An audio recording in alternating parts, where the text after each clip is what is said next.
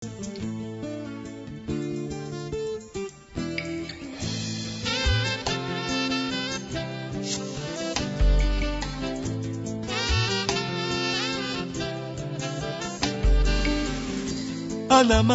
na silo koluka elongi na yo poza motema kopesa ye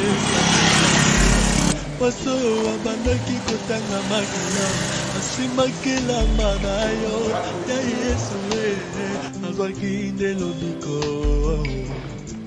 ayoyo nazobela nakangami na mbeto pitalo tosambo na ngai yeye bikisa ngai ye naza na prison ya bablocage ya échec pe humiliation ya réclamation ya libota ya kango na ngai.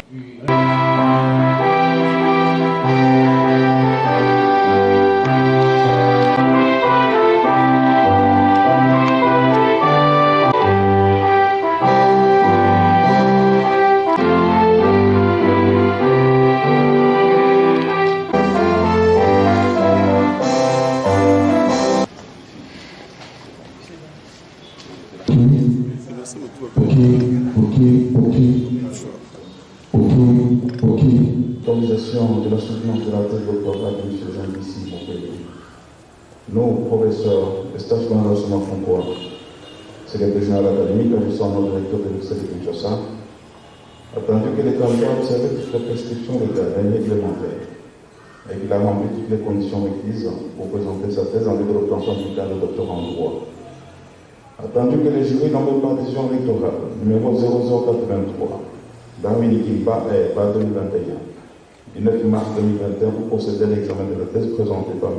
Jean-Lucie Montpellier a déclaré celle-ci recevable en vertu des pouvoirs qui nous sont conférés par l'arrêté ministériel numéro 014 Darwin SU Bakami bar SMM bar JPK bar LMM bar 2019 du 22 janvier 2019 portant nomination des membres du comité de gestion de l'Université de Kinshasa, spécialement son article 1er, et en exécution des dispositions de l'article 15 de l'ordonnance numéro 081 142 du 3 octobre 1981 portant création de l'Université de Kinshasa, autorisons la soutenance publique de la thèse de doctorat en droit de M. Jean-Lucie Montpellier et passons la parole au président du jury. Terminer la thèse de celle de travaux Jean-Lucie Montpellier. Nous commençons par le professeur Boniface Kabanga, qui peut bien se mettre debout. Il est de la faculté des sciences sociales, administratives et politiques au département des relations internationales. Il est professeur depuis 2018, actuellement chef du département des relations internationales, comme domaine de recherche, investissement et fiscalité, sécurité intérieure, terrorisme, droit conceptuel. Production scientifique, il a publié 3 ouvrages dans l'Afghanistan, on n'a pas le temps de tout donner ici. Il est avocat à la Cour de cassation au Conseil d'État, membre du laboratoire sur la sécurité intérieure.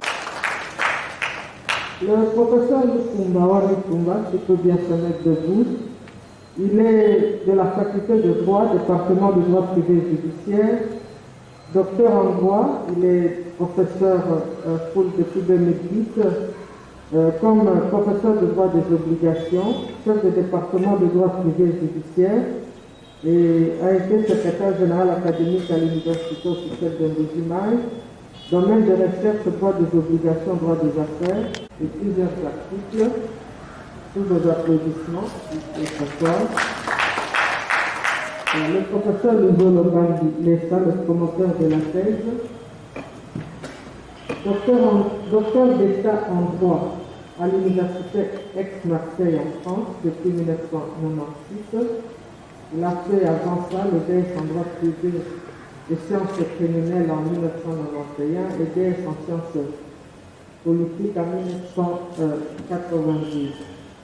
Il est professeur du cours d'organisation et compétences judiciaires, chef du département du droit pénal et criminologie en fonction. Il a été secrétaire académique statutaire en 2000, domaine de recherche droit judiciaire et la justice pénale. Il a plusieurs productions scientifiques, plusieurs ouvrages, plusieurs articles pour les ouvrages nous citons le manuel de procédure pénale en 2011 et le traité de droit judiciaire en 2018. Il a participé à plusieurs colloques, séminaires sur le plan interne et international. Il est membre de l'association des professeurs sur la justice pénale internationale et il est expert international. Sur vos applaudissements, il peut s'asseoir. Le professeur Iloumé Moké Michel, il est docteur en droit depuis 2008, professeur ordinaire depuis 2021. Il est professeur de droit constitutionnel administratif et droit judiciaire congolais. Il nous vient de l'université de Kisangani, où il a été doyen honoraire de la faculté de droit.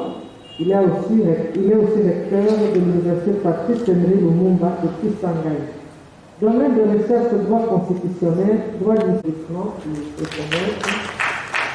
le professeur Mandela Makengo Matendo, il nous vient de la faculté des sciences, département de mathématiques et informatique, docteur en sciences mathématiques depuis 2008, il est de l'université de Kinshasa. Il est professeur de mathématiques, statistiques et recherche opérationnelle. Il est du département de mathématiques et informatique, domaine de recherche, statistiques et recherche opérationnelle. Plusieurs publications scientifiques tant au plan national qu'international. Il est membre de la société savante International Mathematical Union. Pour vos applaudissements, si c'est possible. Le jury, c'est Madame Professeure Marie-Thérèse Ngengomba Chilomba. Elle est docteur en droit depuis 1999. Elle est professeure ordinaire depuis 2010. Elle enseigne les droits civils et les obligations en deuxième gradé à droit. Elle est doyenne honoraire de la faculté de droit. Comme domaine de recherche, les droits civils, les obligations, droits civils, les sûretés et les droits de l'homme. Production scientifique, 4 ouvrages, dont les droits civils et les obligations parus à Paris, l'Harmattan, en 2017, et plusieurs articles scientifiques à son actif. Comme activité scientifique, plusieurs conférences tant sur le plan national qu'international. Elle est membre des sociétés savantes suivantes, membre de la Commission nationale des droits de l'homme et membre du comité scientifique de plusieurs revues scientifiques. Merci.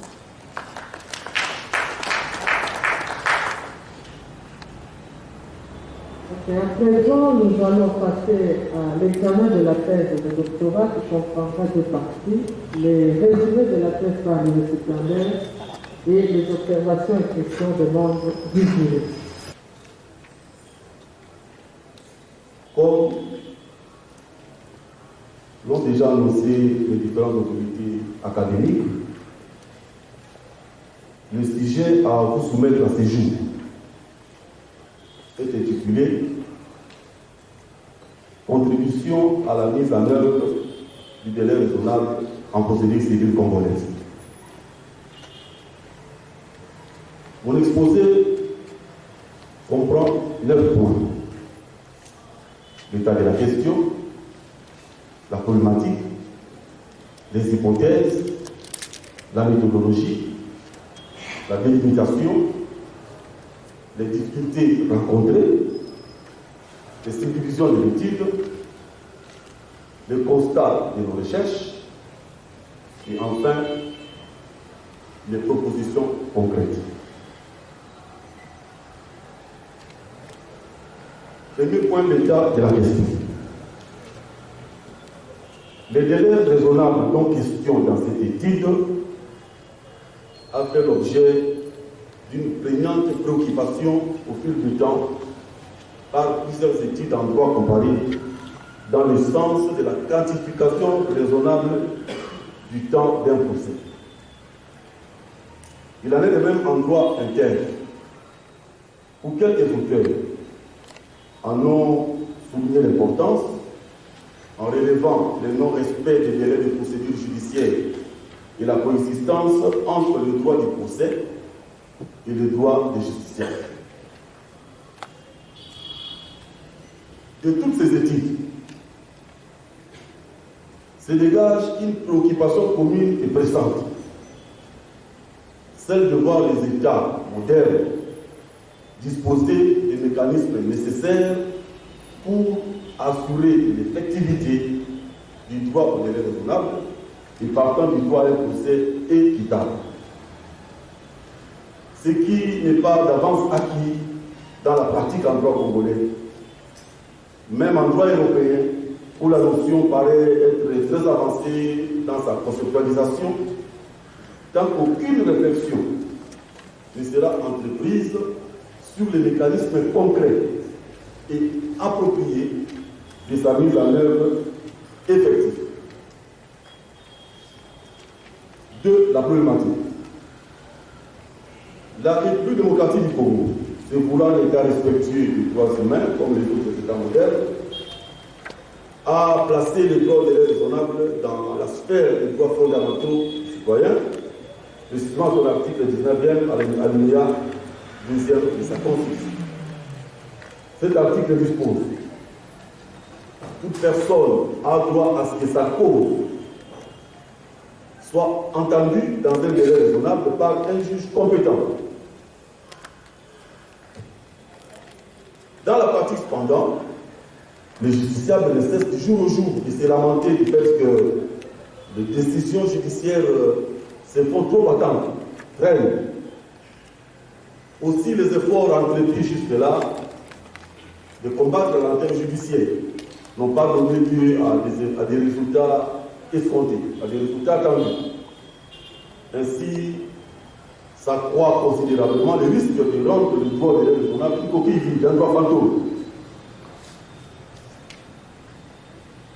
Comment dès lors remédier à cette situation? Pour ne pas rendre ce droit au délai raisonnable un droit fictif, un droit fantôme. Comment remédier à cette situation? En d'autres termes, comment assurer la mise en œuvre effective de ce droit, du droit au délai raisonnable en procédure civile congolaise, de manière à garantir aux citoyens leur droit à un procès équitable. Les hypothèses.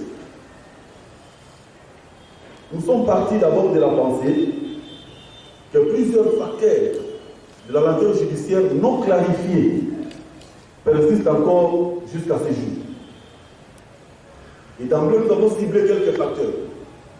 Nous avons pensé d'emblée à l'inadéquation des textes de droit qui régissent la question à ce jour. Nous avons pensé également à la défectuosité de l'administration de la justice, justement de l'administration des juridictions. Nous avons pensé également d'emblée à la flexibilité dans la gestion temporelle des procédures par les acteurs judiciaires, et principalement par le juge. Et enfin, nous avons aussi pensé aux désintérêts, les destinataires même de la norme. C'est à qui la norme est destinée sont désintéressés. Ce qui nous a conduit à formuler des hypothèses sur les voies de sortie à cette situation. À première vue, l'étude a pensé au réaménagement de quelques dispositions légales et réglementaires de procédures, notamment des procédures sur la question des délais. Et à première vue, on a aussi pensé à l'instauration de nouvelles procédures appropriées pour rendre opérationnel ces délais raisonnables. Nous avons aussi pensé à première vue à l'optimisation de l'administration de la justice, notamment des juridictions. Et enfin, nous avons aussi, n'est-ce pas, de première vue, pensé à l'implication des destinataires même de la norme, les justiciables, et aussi du Conseil suprême de la magistrature, qui est chargé de la gestion de la carrière des magistrats et de la discipline des magistrats, qui sont les premiers acteurs, n'est-ce pas, à la réalisation de ces délais raisonnables. La méthodologie, c'est les 4 mots. La vérification de ces hypothèses soulevées a conduit l'étude à une méthodologie interdisciplinaire. La première démarche a consisté à la lecture des textes de droit, évidemment une lecture technique et critique des dispositions du droit congolais en rapport avec la mise en œuvre de ces délais raisonnables. Et un coup d'œil aussi jeté en droit européen, comment cela se réalise. Car le droit européen paraît très avancé dans la conceptualisation et la réalisation, n'est-ce pas, de cette notion de délai raisonnable. Cependant, dans la méthodologie, pour pouvoir identifier les comportements des acteurs judiciaires et les justiciables eux-mêmes face au droit au délai raisonnable et en évaluer l'impact sur le terrain. L'étude s'est référée aux approches sociologiques et philosophiques. Et cette référence est due au fait que le délai raisonnable en soi-même, comme la notion de l'effectivité de la mise en œuvre, ce sont des notions qui vont au-delà du droit pur.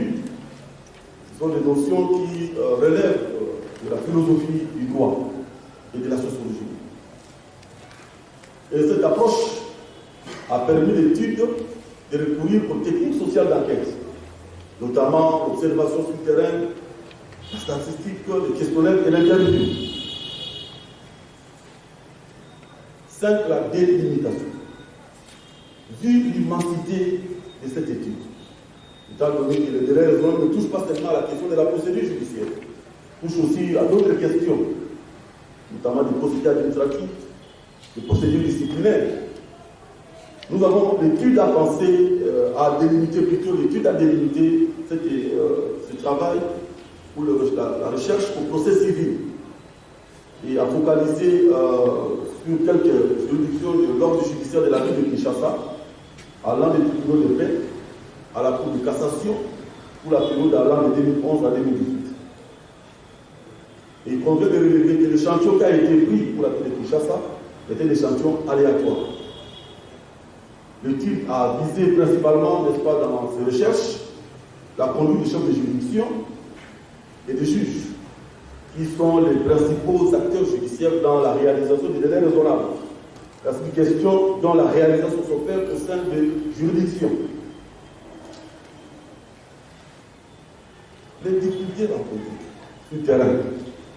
La première, c'est l'absence de la littérature juridique spécifique, disons approfondie, sur la notion des délais raisonnables.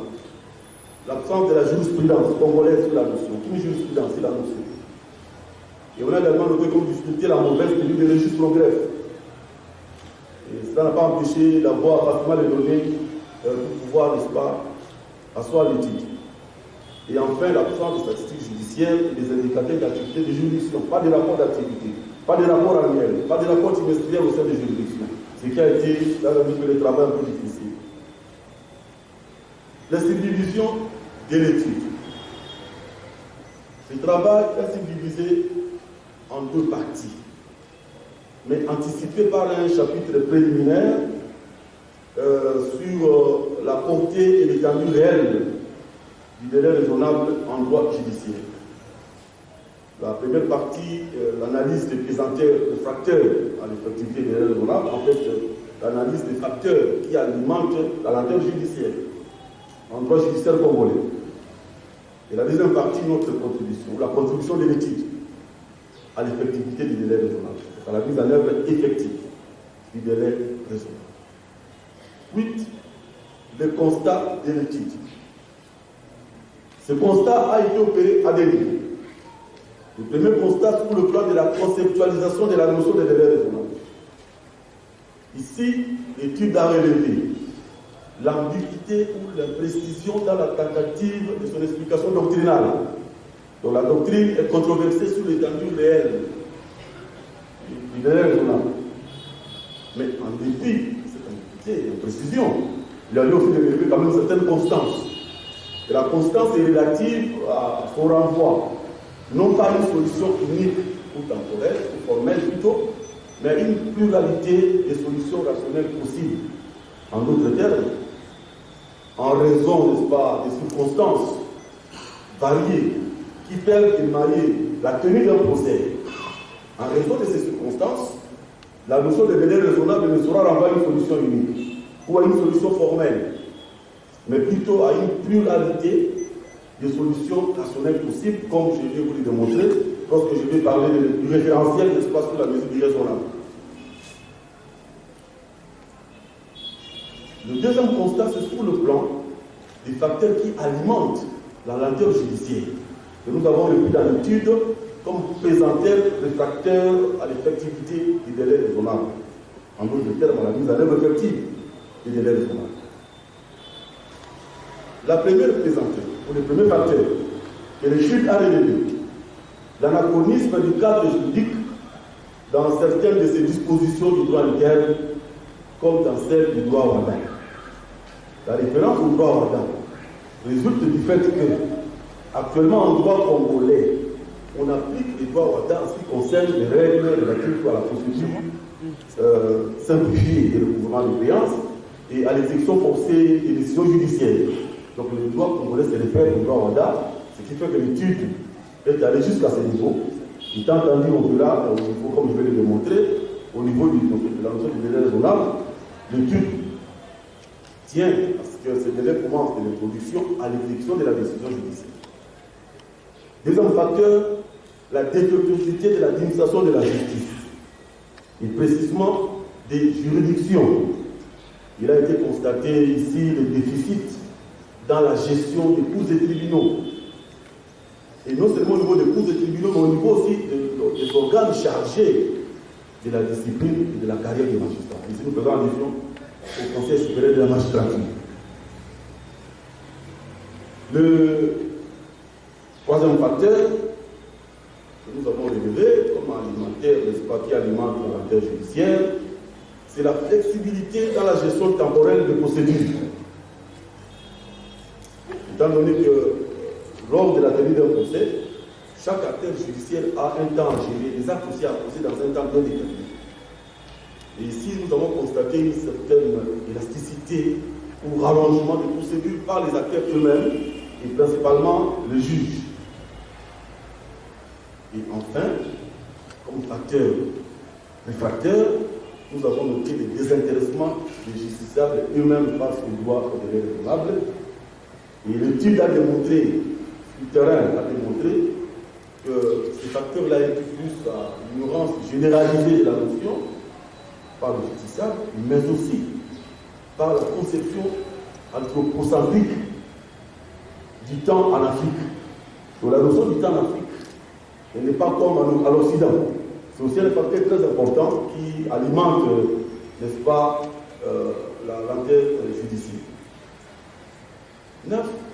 Les suggestions. Face à ces constats, qu'est-ce que l'étude propose? Au niveau de la conceptualisation, l'étude propose une ébauche définitionnelle à triple réalité, donc à triple dimension. Le délai raisonnable comme le droit du justiciable de voir sa cause être tranchée et exécutée sans retard excessif, ni précipitation. Mais ce droit, ou ce délai raisonnable n'est pas seulement un droit fondamental du justiciable, car c'est prévu dans la Constitution, mais aussi un principe directeur de procédure, servant de preuve et garantie à la protection du justiciable contre la lenteur judiciaire. Donc en principe, le délai raisonnable doit être enseigné comme un principe, une technique, n'est-ce pas, de procédure, comme un principe directeur de procédure judiciaire, en principe comme au droit pénal. Et en troisième lieu, c'est le temps, le laps de temps nécessaire d'un procès. À partir de son introduction, jusqu'à l'exécution de la décision qui en découle. Maintenant, au niveau des présenteurs de facteurs, donc au niveau des facteurs qui alimentent la lenteur judiciaire, l'étude propose d'abord le réaménagement ou le réajustement de certaines dispositions des droits communautaires, du droit Ouaddar et du droit interne.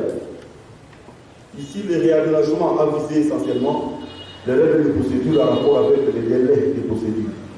Étant entendu que chaque acteur a des actes à poser dans un temps bien posé, il fallait renforcer ces dispositions par des sanctions concrètes pour que les acteurs soient tenus, n'est-ce pas, à l'exécution normale des actes de procédure. deuxième suggestion de l'étude porte sur l'instauration de procédures nouvelles. Ici, nous avons pensé au recours effectif en cas de dépassement des délais raisonnables. Nous avons pensé également au juge de mise en état. Et nous avons pensé également à la procédure à jour fixe pour les recours effectifs. Ici, il a été proposé dans ces recours effectifs la procédure à suivre en cas de dépassement des délais raisonnables. La juridiction compétente qui doit connaître ces délais raisonnables. Mais aussi la sanction à suivre en cas de dépassement des délais raisonnables. Donc, les règles pour la loi organique qui va porter ce recours effectif pourra prévoir les règles de procédure. Entamer la juridiction compétente qui doit connaître l'affaire et la sanction n'est pas réservée en cas de non-respect des délais raisonnables. Et au-delà de ça, nous avons pensé à un référentiel. Je vais venir vous expliquer cela. Le référentiel. Nous avons pensé à un référentiel. Quand même en droit européen, les juridictions nationales, n'est-ce pas, connaissent le délai raisonnable à l'examiner cas par cas. Mais sans référentiel, sous la mesure irraisonnable, pour besoin d'équité. Et nous l'avons proposé dans ces travaux. Je reviendrai vers la fin. C'est là des travaux que je vais expliquer. Je ne l'étude pas expliquer. Et enfin, nous avons pensé au juge de mise en état, que vous avez vu tantôt, et puis à la procédure à jour fixe. Le juge de mise en état, c'est pour corriger un peu la lenteur judiciaire. Actuellement, c'est la composition des 3 juges qui met en état l'affaire. Et nous avons pensé qu'il faut qu'il y ait un juge de mise en état qui, dans son office, établit un calendrier de mise en état pour un accord avec les avocats pour besoin de célérité. Et au-delà de cette procédure, nous avons pensé à la procédure à jour fixe. Une procédure, nous avons le copier en droit français, où le code peut être appelé le même jour. Ce qui va corriger un peu la procédure d'application des délais, qui traîne pour la procédure, mais qui raccourcit juste les délais de signification. Et la troisième suggestion de l'étude porte sur l'optimisation de l'administration de la justice au sein des juridictions. Ici, nous visons plus les acteurs judiciaires et essentiellement les juges et les chefs de justice. Et il faut que les juridictions soient gérées par des personnes bien formées à gérer. Et car jusqu'à ce jour, l'étude a constaté que dans la formation du juriste, il n'y a pas de cours de gestion des tribunaux. Il n'y a pas de cours de gestion des cours, même du conseil supérieur de la magistrature. Il n'y a pas de cours qui forment à comment gérer les personnels, comment gérer les ressources humaines, les ressources matérielles. Et nous avons pensé ici, l'étude a pensé ici à l'introduction d'une composante pédagogique intitulée Administration des institutions judiciaires dans la formation universelle des juristes. Là au moins, le juriste est préparé, quand il sera nommé un jour chef de juridiction, comment gérer non seulement les hommes, mais aussi les matériels. Vous avez remarqué, nos cours d'étudiants généralement sont un peu ça, le personnel parfois abandonné eux-mêmes. Ce sont des notions que le juge n'a pas appris. Nous avons également pensé ici au niveau de l'optimisation, au renforcement de la professionnalisation dans l'exercice de la fonction des chefs de juridiction. Le procès civil est une affaire de parties. Mais l'instance judiciaire doit être dirigée par le juge et leur chef. Et on a pensé ici à des conditions de professionnalité avant d'accéder au poste de chef de juridiction, lesquelles conditions restent jusque-là non prévues par la loi portant les statuts des magistrats. Il a été proposé ici quelques dispositions pour pouvoir ne pas définir le profil du chef de juridiction. Et enfin, l'étude propose la coopération des justiciables et du Conseil supérieur de la magistrature à l'applicabilité ou à la mise en œuvre effective du délai raisonnable. Pour les justiciables, l'étude soutient la création d'un service de communication judiciaire au sein de chaque juridiction pour qu'ils soient informés de la procédure, de certaines questions de droit, au lieu de laisser tout entre les mains des avocats ou des défenseurs judiciaires. On a également pensé, l'étude propose également, soutient également la compilation de leurs droits et devoirs dans un document à intituler Guide juridique justiciable en RDC, où on va définir le droit de justice vis-à-vis des payeurs, vis-à-vis des magistrats, vis-à-vis d'autres acteurs judiciaires. Comment il saura même comment se plaindre quand ça ne marche pas contre ces derniers. Et cette compilation sera suivie des ateliers d'éducation et des concertations. Tandis que pour les conseils supérieurs de la magistrature, l'étude soutient le renforcement de ce conseil supérieur dans le sens de la mixité des membres qui le composent.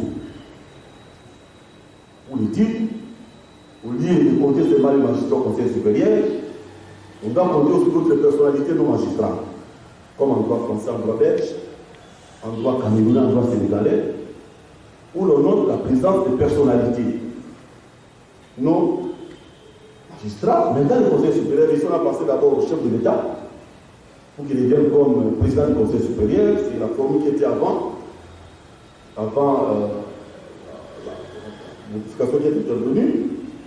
Le chef de l'État reste président du conseil supérieur de la magistrature, comme magistrat suprême. Je sais, on peut dire que non, ça va entamer l'indépendance, mais il reste le magistrat suprême et c'est lui le garant du bon fonctionnement des institutions. Et d'ailleurs, c'est lui qui nomme les magistrats et qui les relève de leurs fonctions. Donc, il reste comme président du conseil de la magistrature. On peut également proposer l'entrée du bâtonnier national au bureau du conseil supérieur comme membre de la société civile, représentant des justiciables qui connaissent les magistrats dans leur travail. Et également au bureau, nous avons aussi proposé 4 personnalités qualifiées de la société civile. Comme ça, ils vont servir de contrepoids à des implications politiques sur la gestion de la carrière des magistrats. Et aussi, dans chaque ressort de la cour d'appel, nous avons pensé à une personnalité élue par ses pairs de la société civile comme membre à l'Assemblée générale. Messieurs les membres du jury, voilà en résumé le condensé de notre étude. Je pourrais revenir sur le référentiel, dès lors qu'il y a des préoccupations, pour faire voir au jury comment nous avons essayé de concevoir le référentiel au premier degré, au second degré et au degré de la cassation. Et le référentiel se réfère également à des procès du premier degré jusqu'à l'exécution, auquel peut se référer le juge compétent devant connaître de cette question de délai raisonnable. Aussi faut-il signaler que la présente étude ouvre une porte à plusieurs recherches approfondies sur le comportement d'autres acteurs judiciaires. Il n'y a pas que les juges et les chefs de juridiction, il y a aussi les greffiers, les huissiers, les avocats, défenseurs judiciaires, les experts, pour que le justiciable soit garanti de son droit à un délai raisonnable. Et je vous remercie.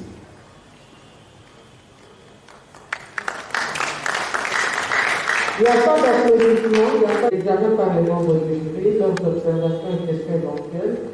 Chaque membre du jury aura 10 minutes qui va contenir à la fois les questions et l'échange avec le récipiendaire. Nous commençons par le professeur Chagatin.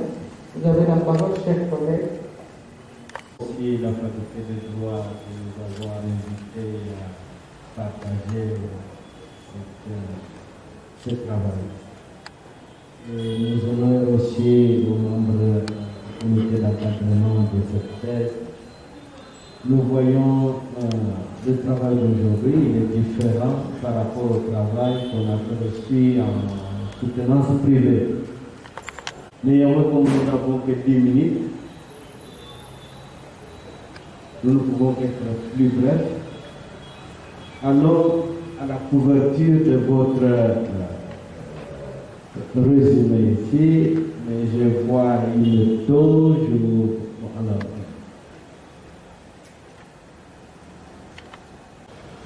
mais vous n'avez pas examiné la loi.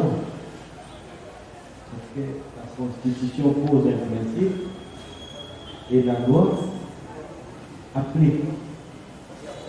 Dans les causes de procédure, la remise est au mois. La loi dit remise à 3 semaines. Première remise au mois. Deuxième remise à 3 semaines. Troisième remise à 2 semaines. Et le juge a 1 mois pour qu'il rende la justice.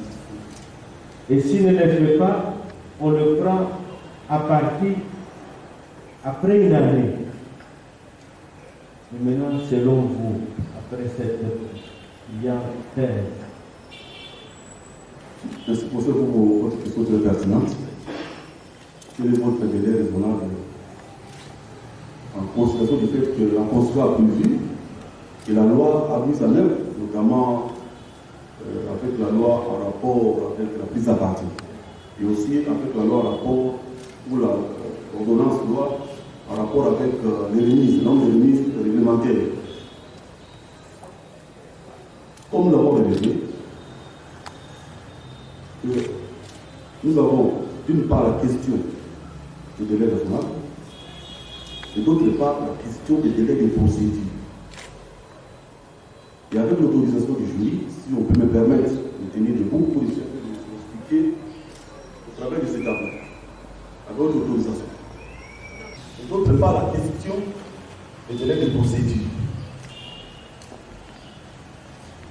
Et au seuil de mon étude, je dis ceci, en dépit des efforts fournis, tant sur le plan du texte que sur le plan administratif, les facteurs alimentaires et la lenteur judiciaire persistent encore. Donc, en dépit de cette procédure de prise à partie, en dépit de la loi sur le remise de par la loi, la lenteur persiste. Et pour preuve, le professeur qui est avocat de cassation, la plupart des procédures de prise à partie se rapportent plus au dogme. Généralement, des manœuvres corrosives pour donner raison à l'une des pantalons qui n'avait pas raison. Mais pour les cas de concussion et pour les cas de délit de justice, sont des cas rares. Des cas rares. Et pourtant, lorsqu'un juge traîne à trancher les litiges, il commet simplement un délit de justice et il est poursuivable à la prise à partie.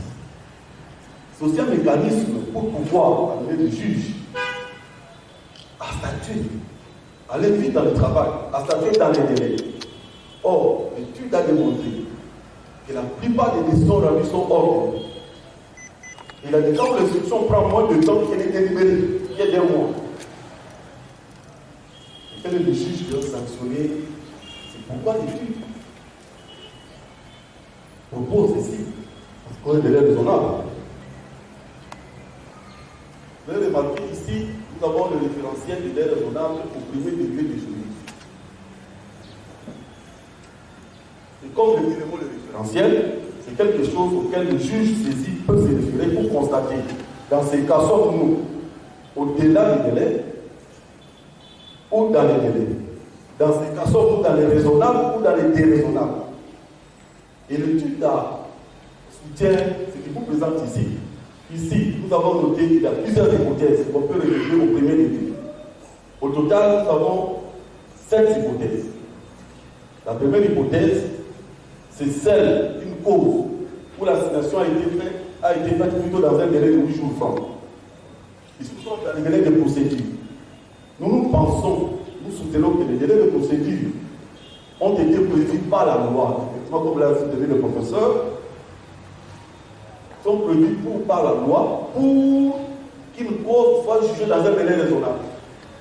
Ce n'est pas les législateurs, quand ils donnent le pouvoir aux greffiers pour poser des actes, quand ils donnent le pouvoir aux juges pour poser des actes, quand ils donnent le pouvoir aux avocats pour mettre la cause en état, quand ils donnent le pouvoir au ministère public pour donner son avis, et quand aussi ils donnent le pouvoir au juge pour trancher, ils lui donnent un temps.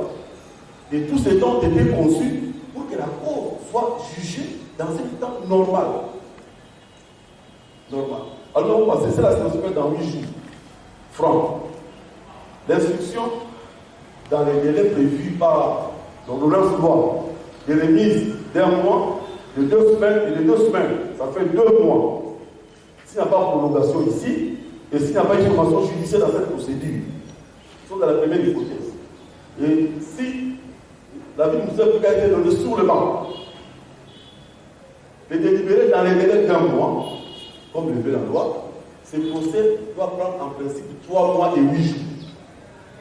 Donc dans cette hypothèse, le référentiel nous donne des délais raisonnables de 8 jours. Je vous ai dit que la notion de délai raisonnable, en raison de la variété infinie des circonstances qui peuvent émailler une procédure, ne peut pas donner une solution unique, mais à une pluralité de solutions possibles, ce qui justifie les référentiels. Deuxième hypothèse, c'est l'hypothèse où une association a été l'association faite à 3 mois, à domicile inconnu ou à l'étranger. Mais dans les mêmes conditions de procédure que dans la première hypothèse. La différence seulement ici seulement, ce procès doit prendre en principe 6 mois. Et si nous tombons dans la troisième hypothèse, assignation dans les 8 jours, maintenant l'instruction c'est dans les délais de révision prévus par la loi. Avis ministère public aussi donné dans les délais d'un mois, les prononcer aussi dans les délais d'un mois. Nous avons pensé, nous soutenons que ces procès doivent en principe prendre 4 mois et 8 jours. C'est quand on est maintenant au-delà de ce temps.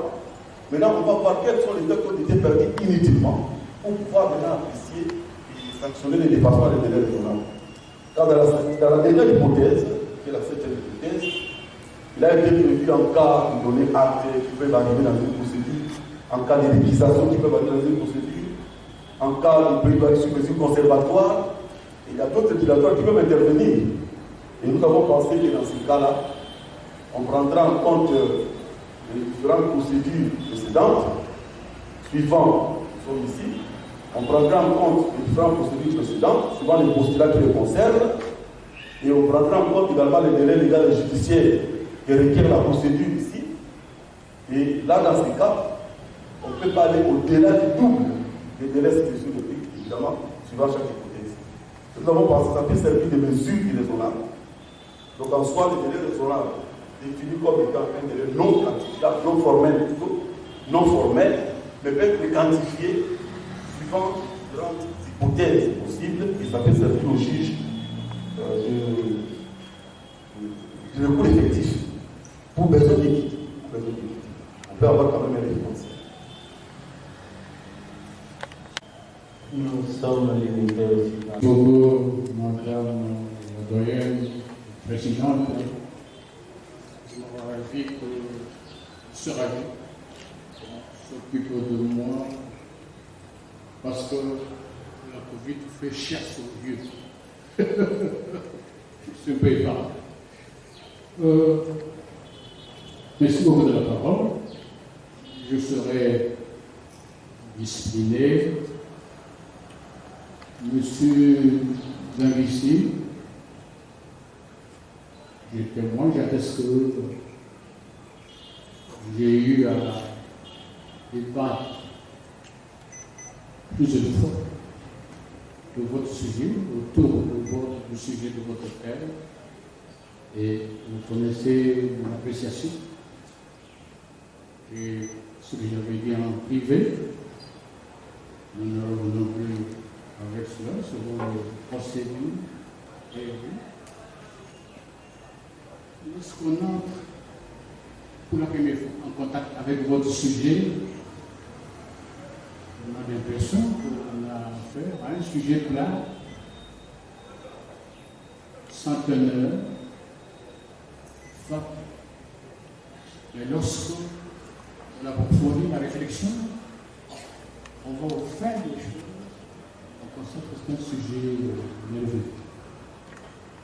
Nerveux au sens qu'il est pluridisciplinaire. Je l'ai déjà.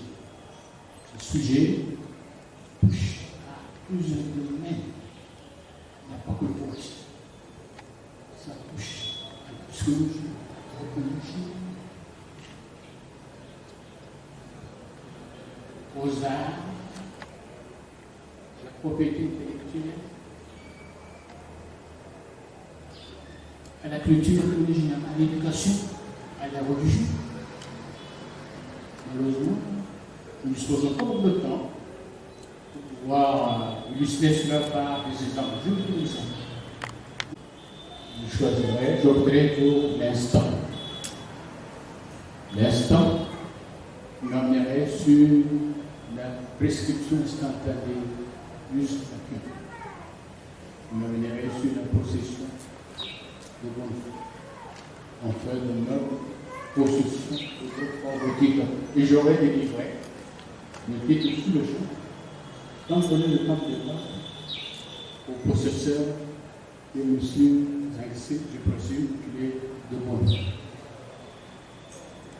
Cela étant, je lui dis, inutile de perdre le temps, j'ai choisi l'instant. Je veux passer tout simplement à une question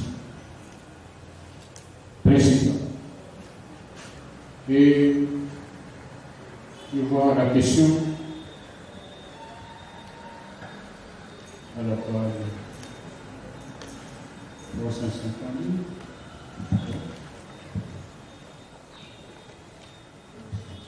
Oui, mais avant cela, revenons à la page 350, plus général. 350. Vous allez, il ne faut pas revenir sur la forme, mais parce que l'erreur ou la faute, pour qui je ne sais pas comment on peut qualifier, est arrivée avec la dernière version. Votre travail, vous n'avez pas, lorsqu'on a été à la défense privée, premier paragraphe, vous dites à la présente étude, c'est assigné d'apporter une contribution à la mise en œuvre du délai raisonnable en procédure civile congolaise. Pour ce faire, nous nous sommes revêtus. Comment est-ce que vous écrivez revêtus? Regarde, c'est tout. Revêtus de majesté. Donc, parce qu'il s'agit de la conclusion, lorsque c'est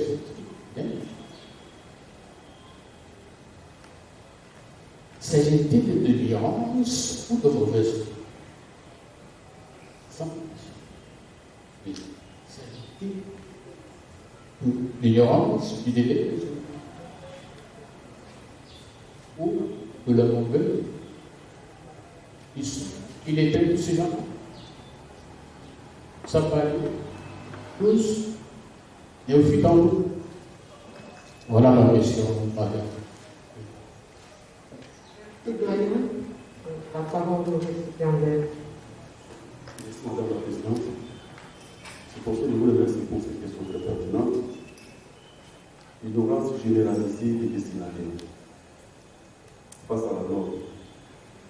Est-ce de bonne foi ou de mauvaise foi? L'étude était sur le terrain et avait construit un questionnaire avec un échantillon, je vois parce qu'on a ciblé 400 personnes, parmi lesquelles les magistrats, les avocats, les conseils judiciaires, les justiciables non professionnels du droit. Le questionnaire était porté, avait pour but de pouvoir estimer la connaissance de ce droit par les destinataires, qui sont aussi les magistrats eux-mêmes, qui sont aussi la vue devant et aux tribunaux. Même parmi les magistrats, il y avait une confusion entre la notion de délai raisonnable et la notion de délai de procédure. Donc, à peine 30% qui expliquait à peine la notion de délai raisonnable. Et les justiciables, alors, c'était pratiquement personne. Et on a compris que la notion de délai de ces droits-là même est dépassée. C'est leur droit à une justice, et en fait, c'est leur droit. C'est comme le droit à l'indépendance de la justice. C'est leur droit. Leur droit. Et c'est comme si ils savent, ils connaissent bien. Ils ignorent, ils ignorent ce droit. C'est pour ça que j'ai parlé de l'ignorance. Mais je pense que pour les justiciables, ça peut être de bonne foi. Pour les justiciables. Pourquoi? Parce que l'État a les devoirs de renseigner le peuple, de former, de mettre ces droits ou les textes à la portée de tout le monde. Un texte écrit en français ne peut servir qu'à une catégorie de justiciables. Parfois même pas. Tous ceux qui ne sont pas invités de façon effective dans les cours des tribunaux. Ça peut être de bonne foi. Mais pour le juriste, praticien de droit, acteur judiciaire, là vraiment c'est de mauvaise foi. Il est censé, en dépit de la formation universitaire, compléter la formation par d'autres connaissances, parce qu'on n'apprend pas tout. À l'université, comme nous doit regarder, nous appelons l'université. Je pense que pour le justiciable lui-même, comment c'est de prendre ça. C'est pourquoi l'étude propose qu'il y a un service de communication judiciaire au niveau de chaque justice. Et qu'il y a aussi une compilation là, des droits et devoirs justiciables. On va essayer de concevoir la Cour de loi nationale, qui sera intitulé, on va intituler guide du juridique justiciable, on pourra mettre à la portée. C'est bon, pour les autres commencent à faire bien judiciaire. Mon avis est pas généralisé, parce que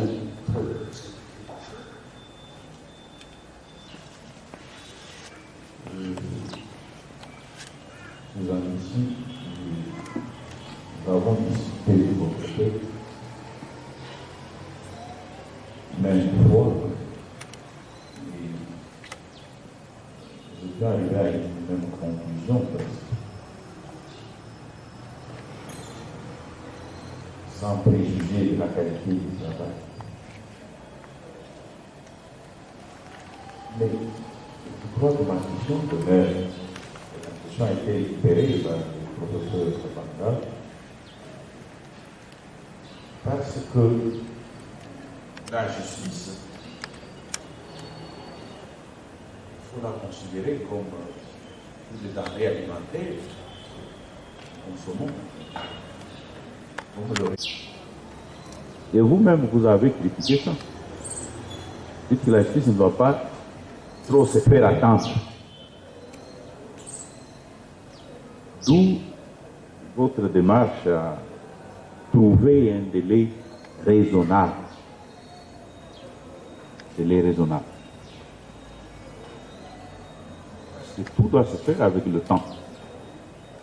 Le temps est un facteur important dans la vie d'un homme sur la terre, et particulièrement dans un procès. Le justiciable vient devant la justice et demande que justice soit faite.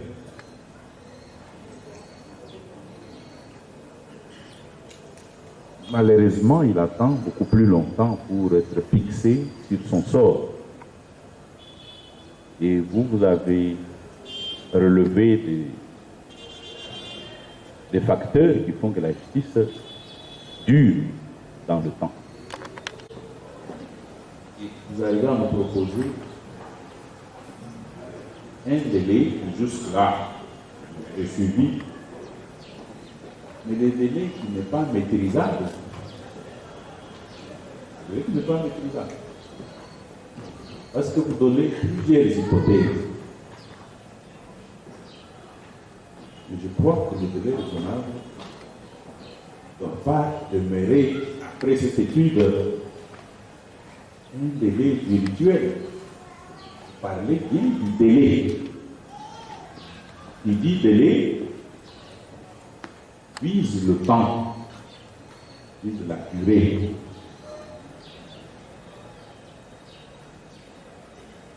À suivre vos explications, les délais des procédures peuvent être tenus. Mais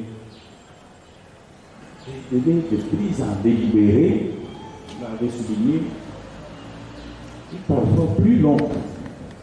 Faisez un petit calcul, à expliquer, ça signifie 8 jours de délai de comparution,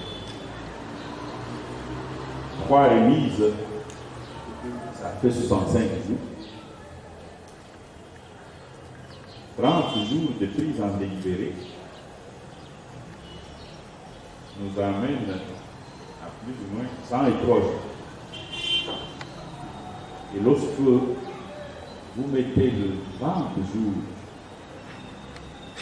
de la vie du ministère public, Nous sommes à plus ou moins 133 jours. C'est ça les délais égaux. 133 jours pour que la cause puisse connaître son sort. Et voici ma préoccupation. La première, c'est que Jean-Paul sort, il faut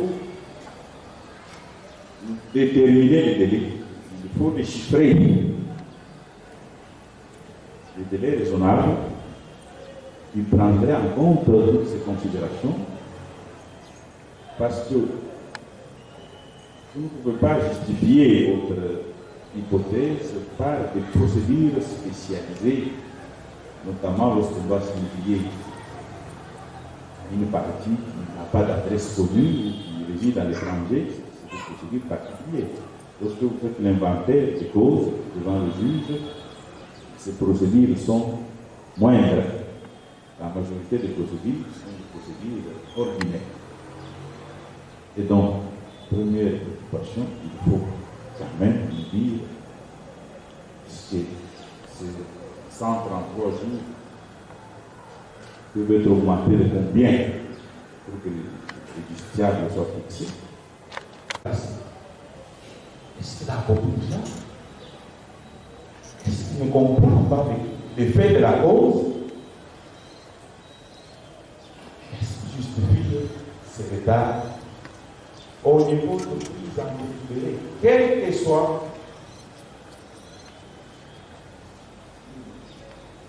le fantaisie que vous avez souligné dans un postulat de donner à l'auteur une séance de mesures conservatoires.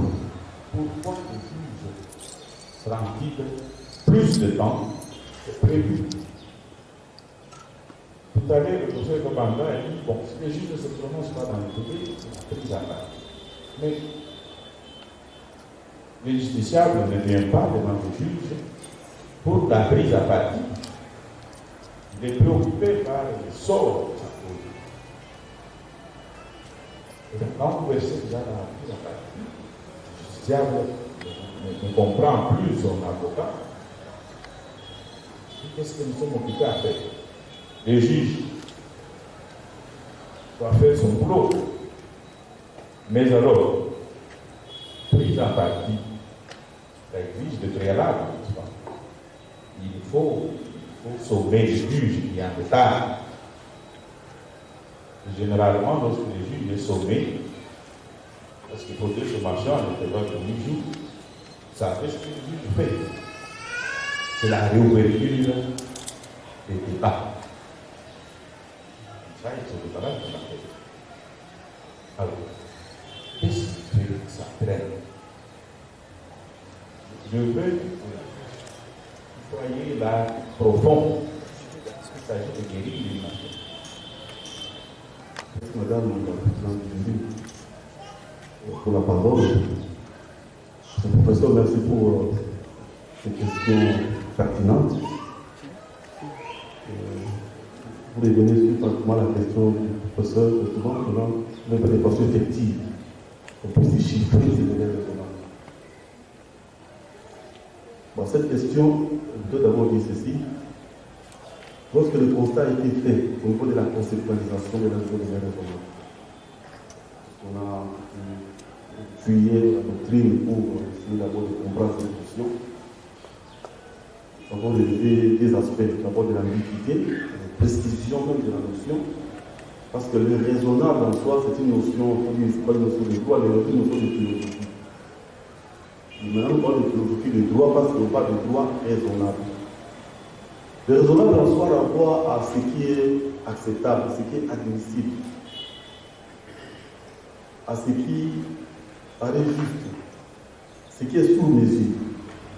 Donc, déjà, la notion en soi, c'est une notion un peu rebelle à toute restriction doctrinale ou à toute l'unanimité pour dire que le raisonnable, c'est ça. Parce que là, ça dépend des circonstances, ça dépend du temps et des minutes. Alors, lorsqu'on parle de l'air raisonnable, ce qui est constant, c'est quoi en début de l'ambiguïté, c'est que tous les doctrines sont constants, car elles sont la variété des incidents, des circonstances qui accompagnent un procès. C'est un procès, chaque procès a sa particularité. Alors, en raison de ça, on saura renvoyer un délai formel, un délai fixé, ou un délai fixe, un délai formel. Mais par contre, le droit nous renvoie maintenant à une pluralité de solutions rationnelles possibles. C'est dans cette irrationalité possible des solutions à donner que nous avons conçu ces référentiels-là. C'est-à-dire un procès au second degré, même sur le plan du raisonnable, ne peut pas avoir la même durée qu'un procès au second degré. Un procès au second degré ne connaîtra pas les mêmes circonstances, les mêmes incidents ou particularités qu'un procès en cassation. Ce qui fait que, au lieu de donner un temps fixe pour tous les procès, nous avons conçu d'abord un référentiel, d'abord pour les procès au premier degré. L'étude dit ceci. L'étude soutient que le délai des procédures, délai d'assignation, délai d'instruction, délai de communication, de l'avis initial, délai de prononcé. Pour l'étude, ces délais ont été conçus par le législateur pour qu'un procès soit rendu dans un temps normal. C'est pourquoi il est imposé, en principe, chaque acteur sait, le judiciaire sait, que les actes à poser dans une procédure ont un temps, au-delà duquel on va retarder la procédure. Je prends le cas d'un dossier. Qui sait que l'assignation qui est faite, qui doit être faite dans les jours francs, il va mal signifier. Et l'on sait comment il s'arrange avec les parties. On sait pour retarder l'issue d'une procédure. On va signifier, dire que non, non, je donne l'argent, fait savoir là-bas que le mouvement n'est pas atteint. Et il va maintenant poster la procédure. Et le juge va se déclarer non saisi. Et depuis la mise au rôle, on va retarder ainsi, déjà à son niveau. Et même au niveau aussi des plaideurs. L'on sait que la remise prévue par le loi est longtemps.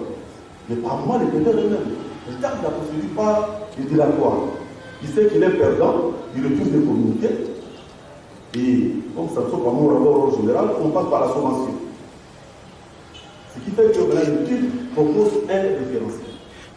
Ce référentiel auquel peut se référer au juge pour savoir que lorsque la procédure, les pièces font état d'une signification à origine, et lorsque l'instruction a été bien menée, et lorsque la vie a été donnée dans les délais de la loi, à supposer que la vie a été donnée sous les bancs, le juge doit savoir que pour cette procédure, si j'ajoute les mois qui veulent donner pour préparer la décision et la rendre, déjà au-delà de 3 mois, je suis dans les délais raisonnables, je ne vais pas avoir de problème. Je ne vais pas avoir de problème. Nous prenons une hypothèse où la signification a été faite à domicile inconnu. Et encore une hypothèse où il y a des sommations dans les dossiers, où la vie n'a pas été donnée dans les délais. Et nous faisons des conséquences avec des différents délais ici, pour chaque hypothèse, pour que le juge saisisse. Je dis que non, ici déjà, tu peux tomber dans les délais. On a prévu juste la limite dans ce tableau, et en donnant de façon précise des chiffres pour chaque hypothèse. Pour la deuxième question, les causes à la base du détachement de prononcer des décisions judiciaires. Pourquoi les décisions judiciaires traînent dans les cabinets des juges? L'étude était sur le terrain et a constaté ceci. En ce qui concerne les juges, le premier constat, c'est le déficit de la direction même de la juridiction. C'est-à-dire qu'il y a un laxisme dans le chef de juridiction. Parce que le chef de juridiction doit avoir un tableau dans son bureau de différents dossiers plus en délibéré, des dossiers dans les délais, des dossiers hors délai, pour appeler à l'ordre chaque juge ici vous êtes hors délai et appliquer des sanctions y afférentes. C'est alors que nous avons parlé de la léthargie de l'organe chargé de la discipline des magistrats. Parce qu'il avait la sanction, je crois que tout le monde sera dans les deuxième constat. Il y a juste remarqué certaines pratiques, notamment la pratique des visas, qui n'est pas une mauvaise niveau, n'est-ce pas, les deux. Cette histoire-là des visas réels, parfois des procédures. Les débats entre la composition et les choses de juridiction. Dès lors que lui, il a notre point de vue et ça prend du temps pour débattre, pour qu'il puisse mettre son visa. Et le retard dans l'émission du visa n'est pas sanctionné. Ça traîne aussi des procédures. Un autre constat qui a été relevé, c'est un peu cette pratique regrettable de pouvoir d'attendre les promesses. Et généralement complicité avec certains acteurs judiciaires. Donc dans 2 semaines, dans 3 semaines, je reviendrai et ça traîne aussi des procédures. Bon, parmi les beaucoup de sujets qui se posent là, et aussi les gérances aussi, c'est les dents aussi. Par moment, les juges coincés, ils ne savent pas le droit, et il est bloqué, et ça prend 2 semaines et 2 semaines pas de droit. Un peu en résumé, c'est Quel collègue? Fondamentalement, à la base de l'État, dans le monde, Ok, c'est le professeur M. Lagarde, professeur Michel Ferré. J'ai sincèrement pensé que j'allais prendre la parole à la fin. Je vois que la procédure a changé. J'aimerais indiquer que j'ai eu le plaisir de diriger ce travail sur les travaux ici. J'ai fait bien des préoccupations des collègues. De toutes les observations qui ont été faites, en principe, je ne devais pas avoir de questions à poser. Mais dans l'intérêt du débat, je relève et je soulève un aspect qui n'a pas été abordé, sinon pas directement, qui consiste en la sanction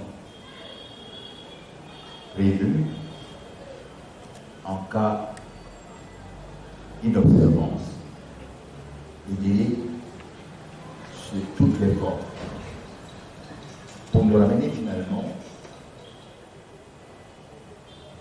à la consécration de la sanction possible en cas de non-respect du délai national. J'invite le juge des travaux à prendre son travail à la page 33. Page 33. Et je pense que la sanction ici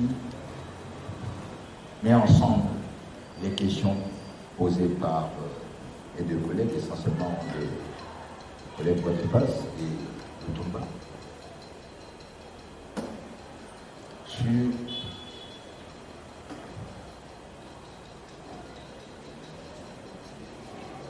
quelle est finalement la vraie sanction qui est, d'après vous, aux irrégularités des actes de procédure se rapportant au délai.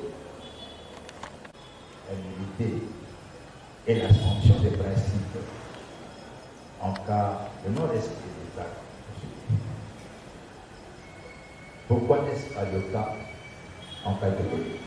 Vous avez votre code sous les yeux.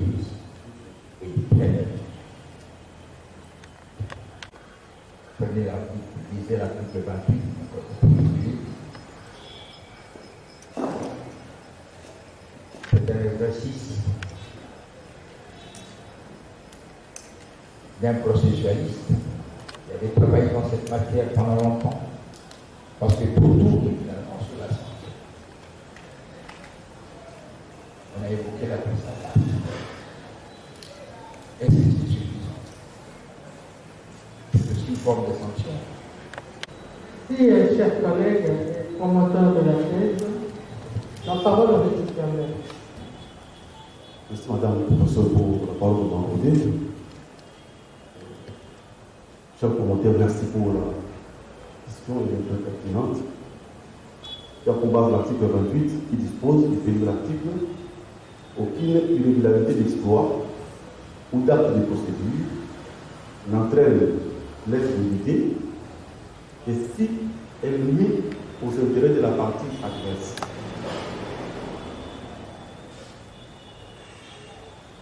Le commentaire a touché une question en rapport avec les sanctions. Quelles sont les sanctions que je propose lorsque un acte n'a pas été posé dans le délai ou un acte est irrégulier? À ce niveau, il faut d'abord relever ceci, on va définir la discussion de là ici. l'étude avait retenu ceci. La sanction telle que prévue pour certains actes de procédure, c'est limite à la nullité, à l'irrécevabilité, à la conclusion des délais. Mais ces sanctions, en principe, ça devait aller au-delà pour ces actes de procédure, notamment au niveau des huissiers. Un huissier qui instrumente mal ou hors délai un acte de procédure, cet acte-là, où on met des mentions essentielles, cet acte-là est frappé de nullité comme sanction. Cet acte-là ne peut pas opérer, ne peut pas compter la saisine de la juridiction. Mais au finish, qui en souffre? C'est le justiciable qui a même dépensé de son argent pour déplacer les greffiers. Comme dans une structure où ce sont les partis qui supportent le déplacement des greffiers. Et si ce greffier est en échange avec d'autres partis, avec la partie adverse, on peut reprendre autant de fois. La sanction nullité, la sanction irrécevabilité, la sanction conclusion de délai. Mais entre-temps, les justiciables qui sont au centre de la justice souffrent. Ce n'est pas l'étude en soi place là, dernier au centre de la justice. Vous devez suggérer sa pensée au conseil de la magistrature. Alors, l'étude a pensé qu'il faut aller au-delà de ces sanctions. Les greffiers qui instrumentent mal ou qui posent des actes hors délai. Quoique l'acte est frappé de nullité, mais il faut que ces greffiers-là engagent la responsabilité, non seulement disciplinaire, même civile, pour les parties. Alors maintenant, pour les actes de juge, on sait que les juges ne sont pas frappés de nullité. On sait que les actes posés par les juges, même si ça comporte, sauf en cas de prise à partir, on peut annuler la décision. Même on peut d'accord casser la décision. Mais il n'y a pas de nullité, à appliquer comme dans le cas de justice. Et là, nous avons pensé ceci. Lorsque les actes apposés par le juge traînent, le chef doit être habitué de constater la faute décisionnelle et mettre la machine du procès pénal en mouvement pour les sanctionner. Parce que frapper cette décision à l'immunité, c'est préjudicier davantage celui qui devait gagner le procès. Donc, l'étude, en fait, il vient renforcer ce qui est déjà prévu, notamment le cas de prise à partie, le cas notamment déjà de l'unité. Et pour l'article 28, pour le l'article 28, ici, l'article 28 vise notamment les actes qui saisissent et qui doivent compter la saisine de la juridiction. Et lorsque cet acte-là est irrégulier, et que cette irrégularité n'est pas de nature à nuire. Je prends le cas par exemple, le nom est mal retrouvé la personne comparée. Il est fait de prendre mal le nom de la personne, mais la personne est là devant le juge, avec le même exploit. Ou la partie de Manderès, qui n'a pas été notifiée régulièrement, mais qui compare la partie de Manderès. Peut-il dire que l'autre personne a été notifiée régulièrement, tout ça? Si vous ne savez, il ne peut pas nuire à ses intérêts. Mais néanmoins, ici, au niveau du respect des règles de procédure, lorsque les actes sont posés hors délai par un huissier ou un greffier, lorsque les actes sont posés hors délai par un juge, pas le ministère public, pour ne pas préjudicier ou pour ne pas rallonger les délais de la procédure, nous avons pensé qu'il y ait une sanction pour cette personne, c'est une bilan disciplinaire. Mais l'État qui a employé pour le cas du juge, l'État qui a employé le magistrat qui traîne pour le justice, il y a la prise à partie, certes. Mais ici, nous sommes dans un cas où la personne doit avoir une décision, il faut une procédure un peu plus accélérée. Nous avons proposé, l'État qui va être en la décision, même saisie, nous avons vraiment proposé, pour voir si le juge est au-delà du délai, c'est l'État qui va en partie. Dans la sanction, ici, sur le plan de la procédure civile, c'est la réparation. En matière pénale, au moins, on doit comparer, on aller plus loin parce qu'on peut condamner la personne sans toutefois l'enfermer. Mais en procédure civile, c'est la réparation. Et on doit faire cette réparation. Au moins, à ce moment-là, l'État sanctionné pourra agir par une action de soit contre le magistrat, de façon aussi un peu expéditive par rapport à la procédure des prises. Voilà un peu ce commentaire essentiel. Le temps qui pris la parole, je vais passer directement à la question. Une question que je vais préparer. Je passe pour que les autres préoccupation. À suivre les démonstrations des annexes numéro 1 et 2, l'étude semble donner l'espoir à un demandeur d'obtenir rapidement la réparation de son problème. Mais, pouvez-vous nous expliquer, pourquoi vous avez apparemment négligé tous les contours du droit de la défense, notamment les remises nécessaires pour parfaire la communication, qui parfois aboutissent au renvoi au rôle général pendant plusieurs mois dans l'inertie totale. Ce sont des mois qui vont se passer. Et si la Cour de cassation casse la décision et renvoie, à ce cas-là, puisque l'affaire n'est pas encore terminée, renvoie devant la juridiction, ce sont encore des mois qui passent et l'affaire va poursuivre son cours normalement. Bon, dans ces deux tableaux, vous ne faites pas attention à ça. C'est pour faciliter votre conclusion ou vos propositions. C'est ça ma préoccupation. Ou bien vous avez voulu limiter votre étude aux cas normaux de procédure, il n'y a pas d'incident, il n'y a pas de délatoire, il n'y a pas. Voilà ma préoccupation, Madame la Présidente, je ne fais pas plus délicat raisonnable. Ok. Bon, je suis mathématicien, comme on a dit. Je commencerai par exercer la faculté de droit des autorités de la faculté qui m'ont associé dans cette importante activité. J'ai trois préoccupations. La première, est-ce que vous pouvez nous donner des garanties sur la représentativité de votre échantillon? Ça, c'est la première question. La deuxième, c'est vrai, vous avez sensiblement amélioré le travail. Alors, il y a un élément de plus dans le tableau, écart type. C'est important. Mais quelle est son importance? Au chapitre 3, tous les tableaux, vous ajoutez un paramètre d'écart type.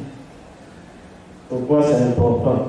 Et la dernière, vous parlez au chapitre 3 de la deuxième partie de l'optimisation de l'administration. J'ai vu ce que vous avez écrit.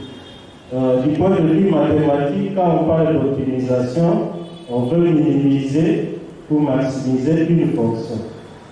Quelle est la fonction que vous voulez minimiser ou maximiser? Les récipients, vous avez 7 minutes pour répondre aux deux questions. J'espère que vous le ferez dans un délai raisonnable de 3 ou 4 minutes. Merci Madame la Professeure. Je voudrais répondre d'abord à la préoccupation du professeur Marie, la faculté des sciences, et puis demain avec le professeur. Les garanties sur la représentativité de votre échantillon. Effectivement, l'étude fait partie des échantillons. Dans au niveau des juridictions, au niveau des personnes qui ont été disons, abordées sur la connaissance de l'air raisonnable. Alors, au niveau des juridictions, l'échantillon, nous l'avons estimé aléatoire. C'est-à-dire, nous avons le type qui doit choisir de travailler sur les juridictions de la ville de Kinshasa. Pour la simple raison que la ville de Kinshasa est une ville qui renferme plusieurs acteurs judiciaires et plusieurs magistrats.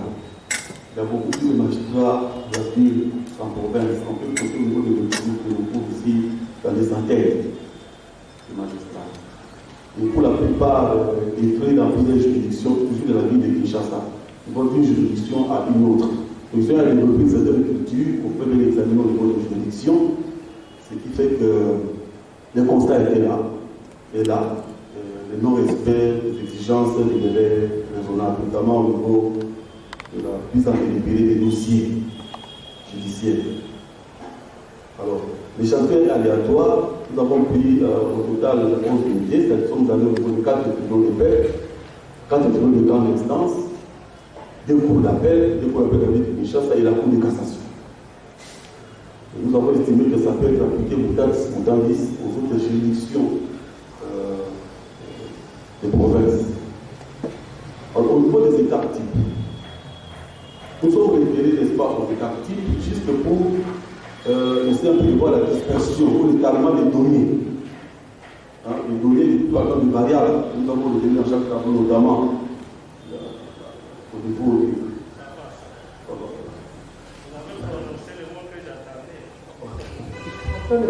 Vous avez prononcé le mot que j'attendais, dispersion. C'est pas qu'il y a une seule personne qui reste. L'optimisation, quelle est la fonction que vous optimisez? Est-ce que vous minimisez ou maximisez? Bon, ici, on voulait juste rendre meilleur l'administration des juridictions. Parce qu'à ce jour, on a constaté un certain déficit dans la gestion des juridictions. Et ici, nous avons des mécanismes pour qu'ils soient un peu plus adaptés aux nouveaux procédés de management en fait, mais dans les domaines judiciaires. Alors, pour répondre au professeur Iloumé, sa question porte sur les incidents qui peuvent, les exceptions d'incidents, de procédures qui peuvent intervenir lors de la tenue d'un procès. Si nous avons tenu compte de ces paramètres-là, et surtout au niveau du droit de la défense. En parlant du droit de la défense, l'étude pense que le délai de procédure prévu par la loi pour mettre en état une procédure, ces délais étaient suffisants ou normal, en sorte que les parties, même la partie défensive, doit être en mesure, parce que nous sommes en matière civile où l'instruction se passe entre les parties. Les parties mettent la cause en état, c'est le processus de l'accueil des parties. Et dans cette période-là, le juge n'intervient pas. Les parties de mettre la cause en état. La partie demanderesse communique à la partie demanderesse ses conclusions ou pièces, et celle-ci aussi réagit par ses répliques. Et lorsque l'affaire est en état dans ses délais de 2 mois, alors qu'elle intervient maintenant, le ministère peut tout son avis. Tu peux donner sur le banc, ou peut encore prendre aussi 1 mois. Alors, à ce niveau-là, s'il y a des incidents, et le droit de défense n'a pas été respecté. Ça, c'est un moyen de communiquer à l'autre partie. Et tel moyen, ou encore lors de la plaidoirie, lors des débats, de soutenir que non, dans l'intérêt du droit de la défense, tel moyen n'a pas été communiqué, le juge en prendra compte pour réagir. Mais sinon, le temps tel qu'est prévu par la loi, je suppose, tient compte du droit de la défense. Pour les exceptions péremptoires qui mettent fin à l'instance, notamment des questions à rapport de qualité, des questions à rapport avec les fortifications des délais, ou encore l'autorité de la chose jugée, ou des prescriptions qui mettent pas la procédure, là, pas de soi. Lorsque la cause est prévue sur une exception péremptoire, on suppose dans ces cas, un magistrat du parquet, disons, il peut mettre son avis sur le banc. Et le juge va être en mesure de rendre une décision sur la forme. Mais on a l'étude à constater que même pour les questions de forme, jusqu'à la Cour de cassation, dans la période de l'étude, il y avait des dossiers qui prenaient 3 ans, et à la fin, on dit irrecevabilité. Le juge prend un dossier d'irrecevabilité, une question de forme, pendant 3 mois, 4 mois, 5 mois, pour donner une leçon d'irrecevabilité.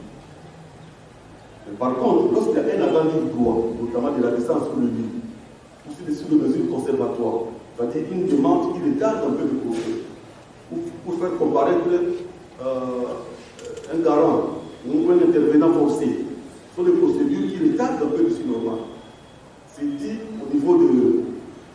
C'est dit, permettez un peu, c'est dit au niveau de 7e postulat ici. En cas de plaidoirie sur mesure conservatoire, à ce moment-là, ce que le procès est rétabli, on doit tenir compte à ce moment-là, dans les délais de la première hypothèse, le mois donné au juge pour rendre la question sur la mesure conservatoire. On va tenir compte. Donc ce délai sera augmenté d'un mois. Alors si la mesure nécessite un autre procès, et le procès est au premier degré, c'est que nous tombons dans le cas du procès au premier degré. Nous avons donné cette hypothèse de délai raisonnable pour le premier degré. Dans ce des cas pour les second degrés et aussi pour la cassation. Et nous avons aussi noté des cas, des délais qui commencent de l'introduction de l'affaire à l'exécution de la décision. Parce que le titre ou le titre, le délai raisonnable commence de l'introduction de l'affaire, le titre à l'exécution de la décision.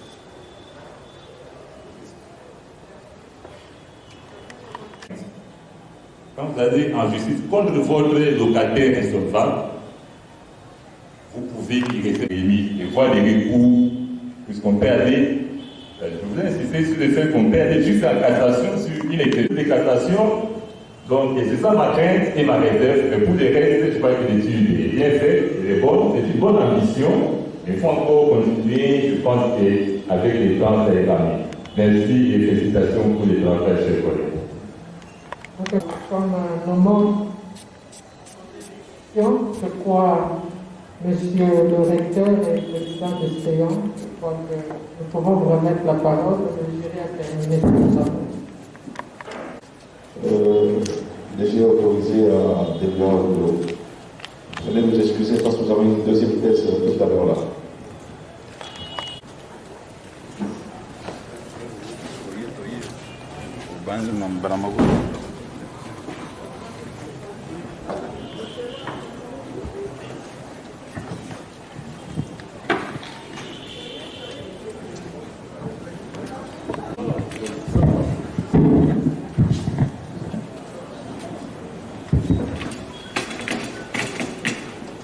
Mesdames et messieurs, pendant que les membres du jury se retirent pour délibérer à huis clos, le public suit de la délibération pour pouvoir féliciter les candidats. Merci.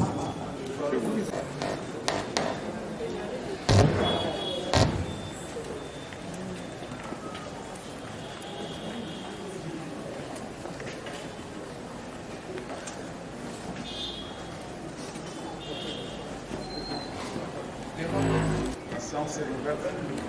Je prends la parole. Madame la présidente du jury pour la présentation des résultats. Des résultats. Le jury chargé de procéder à l'organisation de l'épreuve des thèses de doctorat en droit a examiné la thèse présentée par le candidat M. Zangisi Mopele en vue de l'obtention du grade de docteur en droit. Après délibération à huis clos, le jury a pris la décision suivante. M. Zangisi Mopele a réussi avec la mention la plus grande distinction. Nous invitons le recteur de l'Université de Kinshasa à bien vouloir conférer le grade de docteur en droit au candidat précité fait à Kinshasa le 12 août 2021, la présidente du jury, professeur Kenge Mofasiloka. Collation des grades. Mon professeur Estaf Manassouma Fongo. Alexandre, directeur de l'Université de Kinshasa. Puis le procès verbal. Le jury chargé de procéder à l'examen de la thèse de M. Zangisi Mopele avec de l'obtention du grade de docteur en droit. Attendu que toutes les prescriptions de l'ordonnance numéro 026 du 3 octobre 1981, tel que modifié à ce jour, relative à l'approbation des grades académiques ont été respectés. Conférant au candidat précité des grades de doctorat en droit. En fin d'école, nous remettons le présent diplôme de l'exercice de l'université et déclarons qu'il a la jouissance de tout le droit et avantages attachés au cadre académique obtenu conformément à l'ordonnance loi dans votre consul. Fait à Kinshasa le 12 août 2021. Pour le recteur de l'Université de Kinshasa, le secrétaire général académique, et stagiaire de son pouvoir, professeur ordinaire.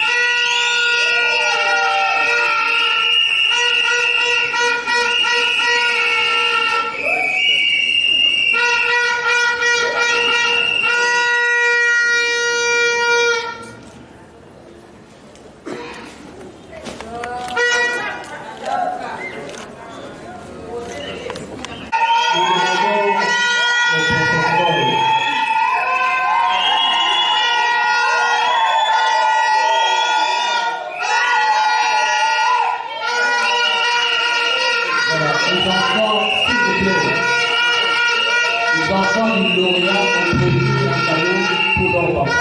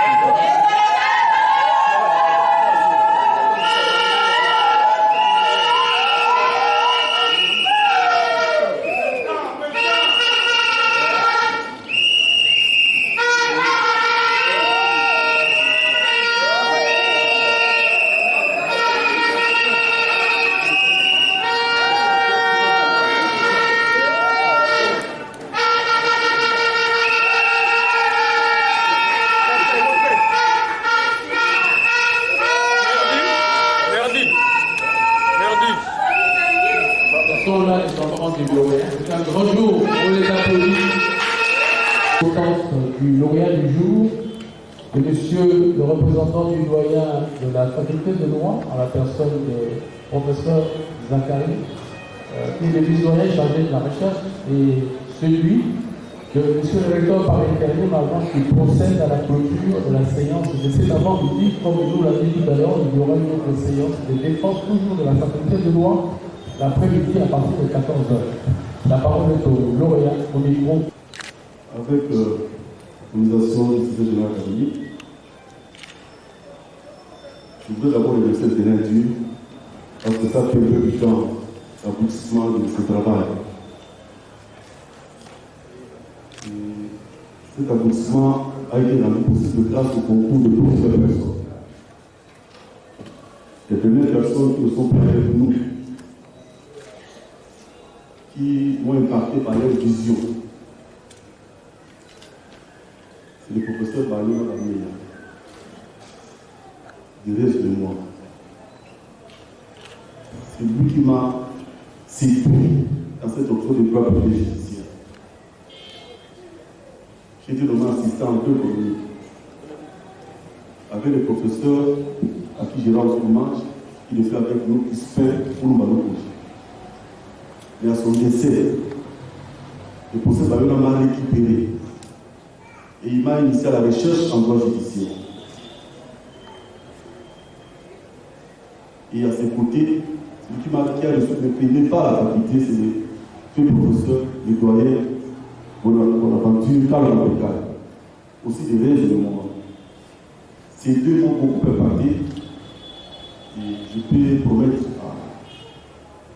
aux volontaires, aux autres professeurs, qui vont les connaître, que nous ne manquons pas de faire honneur à leur vie, que nous faire à leur vie, dans cette école de la vertu. Le général académique, grand merci pour avoir organisé la cérémonie. Les vice-doyen de la recherche, grand merci. Je me rappelle, vous m'avez dit le document de recherche pour aller en province, pour votre contrôle. Je remercie Madame la doyenne, la présidente de ce jury, qui a été pour moi plus qu'une mère. Le mot me manque pour l'exprimer, c'est que je me sens dans mon cœur pour elle. Il y avait des choses que je devais faire, mais elle était dans ma place. Pour communiquer, m'appeler à lever de mon sommeil, pour être debout. Au point qu'à un moment de douleur, il me saluer, la tendance aurait pu défendre ma thèse. Elle a été pour moi plus qu'une mère.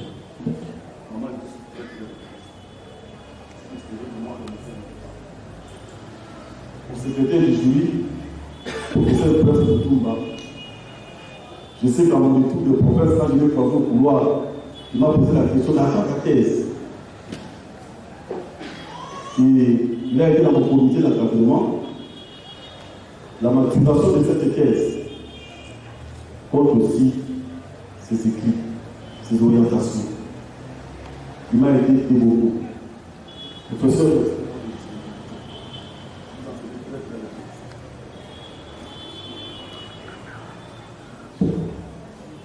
je reviendrai au promoteur. Je vais d'abord remercier les doyens, les patriarches, Quand je le vois, je vois encore le feu professeur Carlo Moulikai, je vois le feu professeur je vois le feu professeur Carlo Moulikai, là je vois le patriarche Kouroubakati. Je l'ai découvert en spécialisation. Et j'ai trouvé qu'il était vraiment un papa pour nous. Et il nous a orientés dans nos recherches. Et nous resterons sur ses pas. Ils en sont vraiment rassurés. Nous resterons sur vos pas pour honorer ce que nous avons reçu aujourd'hui comme grave docteur. Je remercie le professeur Mabé Laki de la faculté des sciences. Vous savez que le juriste n'est pas adapté à faire des tableaux facilement, à tracer des tableaux. Vous savez, sur des écarts types, là, les moyennes, il m'a orienté de beaucoup pour que ce travail soit accepté à 6 jours par le public. Professeur, vous en serez aussi grandement reconnaissant. Le professeur Boniface Kabanda, je l'ai découvert dans son ouvrage, il m'avait beaucoup séduit. Surtout lorsqu'il a été sur le procès vital, il a fait allusion à la prise à partie. Et il m'avait beaucoup séduit parce qu'il dit que nous soutenons les magistrats. En fait, pour cette procédure, souvent intervient l'absence de l'autre partie. Et il tenait au procès vital pour cette matière de prise à partie. Professeur, vos observations, nous avez remarqué que nous avons même retouché le travail. Nous en serons très reconnaissants également. Au professeur Moumou qui est aussi mon chef, parce qu'il est conseiller à la Cour de cassation, quand il a parlé des collègues, d'aucuns n'avaient pas compris qu'il y avait des collègues. C'est parce que je suis présent à la Cour d'appel et il est conseiller à la Cour de cassation, c'est mon chef direct. Il m'a beaucoup marqué quand je l'ai vu. On a débattu ce travail ensemble. Il a commencé à me poser des questions. C'était toute une défense privée dans son bureau. Et il m'a beaucoup orienté pour la défense de ce jour. Professeur, mon chef, je vous appelle très reconnaissant. Je vais terminer en fait avec mon maître. Le professeur Rousseau Lumba. Je ne ferai pas trop les commentaires sur lui. Il a été pour moi un homme un peu, permettez-moi de dire un peu extraordinaire. Par de la bourse où j'étais, à l'époque, on m'a envoyé en bourse comme magistrat, c'est lui qui m'a ramené à Kinshasa. Sans que je ne puisse lui demander. Mais il s'est souvenu qu'il avait quand même quelqu'un qu'il a reçu entre les mains du conseil Bayona, qui traînait quelque part à bourse, il faut qu'il rentre à Kinshasa pour sa thèse. Et au jour du dernier de mon frère, on avait nommé magistrat, avec une tolérance zéro, il m'a dit, Sanguissi, il faut aller au bout avec votre thèse. Et il m'a soutenu. Donc, il y a la justice. On a servi, nous renvoyé en bourse, quand il revenait, il m'accueillait toujours. Et, professeur, cher maître, vous en serez très reconnaissant. Soyez rassurés. Vous allez compter des lieutenants que vous avez formés, comptez aussi sur moi. Vous ferez un grand effort pour soutenir cette école. Vous ne liez pas le professeur Bayona, pas Rubens, pas le professeur Carlo Moulikai. Soyez rassurés. Nous avons avec nous le vivant qui est là avec nous. Nous ferons un effort pour soutenir la ligne de vote que vous avez donnée, l'école de vertu. Vous m'avez toujours dit la justice que vous servez doit d'abord être dans votre cœur. Dans la justice, c'est d'abord une vertu, encore une vertu, toujours une vertu, rien d'autre. Et nous allons marcher dans cette école. Soyez en rassurés. Vous me laisserez très mémorable. Je vais terminer avec le public. Je sais qu'il y a beaucoup de professeurs qui m'ont aidé, beaucoup qui sont très nombreux, je ne vais pas les citer. Le temps faisant défaut, je vous dis grand merci à toute la famille Zanguissi, aux enfants Zanguissi, à madame Zanguissi, à tout le monde qui a mis la base pour qu'aujourd'hui, j'arrive à ce stade de docteur, au sommet du savoir congolais. Je vous dis grand merci.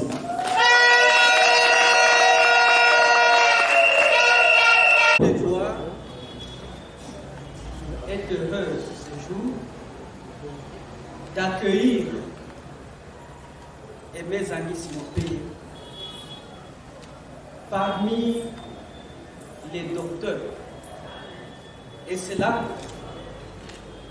après de nombreux efforts conjugués et par le candidat, docteur aujourd'hui, et par l'accompagnement de la faculté de droit. former un docteur, ce n'est pas une mince affaire. La formation n'est que continue. Et qui se déploie de façon à ce que la relève puisse toujours être assurée. Ces autorités ne font pas traîner les dossiers de promotion, surtout si ces dossiers viennent de la faculté des droits. Et surtout aussi pour l'ensemble de l'université, parce que l'effort académique doit être toujours en formation continue et être produit sans cesse.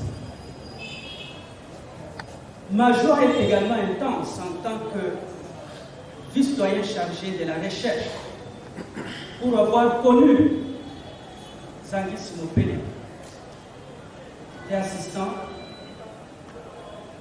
magistrat, et on habitait dans le quartier en face quand nous étions aussi assistants, lui en Djili, et nous habitions Massina Sanfou. C'est pour vous dire que, au-delà de cette synergie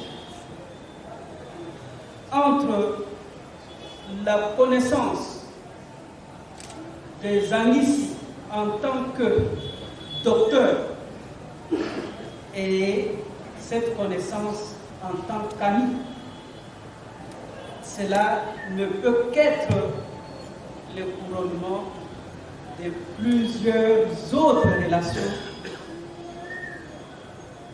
que nous ne pouvons pas détailler ici. Le savoir-faire, il faudrait qu'il y ait de l'humilité pour que ce que vous apporterez comme valeur ajoutée puisse permettre qu'il y ait une rénovation dans plusieurs secteurs que cette faculté est en train de légender. Merci, monsieur le secrétaire général académique, recteur. Je m'adresse. Pour prononcer son mot de circonstance avant de clore la séance académique de ce jour, de cet avant-midi, parce qu'il va présider notre séance, la première qui a parlé. Merci, les aînés.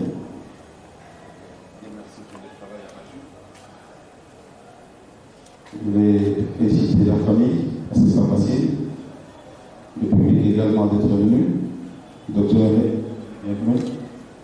Et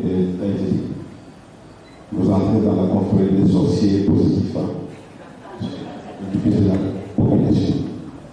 Cela étant dit, la sorcière a une décision de prendre de bonnes faire à tous.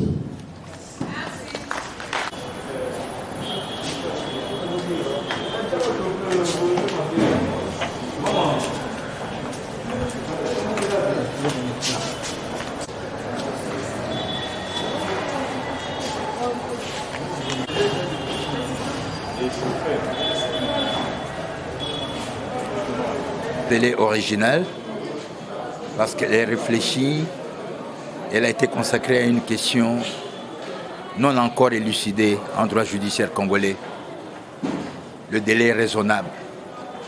Les affaires dans nos cours et tribunaux, surtout en matière civile, durent trop longtemps. Et le temps de la justice fait partie des droits garantis par les citoyens. La Constitution appelle à tous les acteurs de justice, tous les magistrats essentiellement, les juges, à rendre les décisions judiciaires en tenant des procédures dans un délai raisonnable. Ce n'est pas normal que quelqu'un, un justiciable au Congo, puisse attendre lucide de son dossier 10 ans, 15 ans, voire plus. Beaucoup de gens sont morts en laissant leur procédure en cours devant les cours et tribunaux. Le temps de la justice. Telle a été la brillante thèse du chef des travaux Aimé Zangisi. Et le jury en sort satisfait. Moi, en tant que formateur, je ne peux que dire merci et bravo pour Zangisi et vive la science. Aujourd'hui, ce jeune chercheur nous rappelle la racine de l'école de droit judiciaire congolais, l'école d'Antoine Rubens, du doyen Rubens, l'école du doyen Bayona, Nicolas Abel, et pourquoi pas l'école du doyen Kalongo, qui sont les pères du droit judiciaire congolais et qui ont beaucoup réfléchi sur la lenteur de la justice dans notre pays. Voilà. Un enfant arrive, ça signifie que pour nous, il est temps de partir, parce que nous avons formé. Merci. Bon, ici, il était question de résoudre un problème qui persiste, quoique on a essayé de le combattre depuis longtemps. Mais le problème persiste, celui de la lenteur judiciaire. Alors, il fallait cerner les obstacles ou les pesanteurs, n'est-ce pas, rebelles à l'effectivité, n'est-ce pas, du délai raisonnable.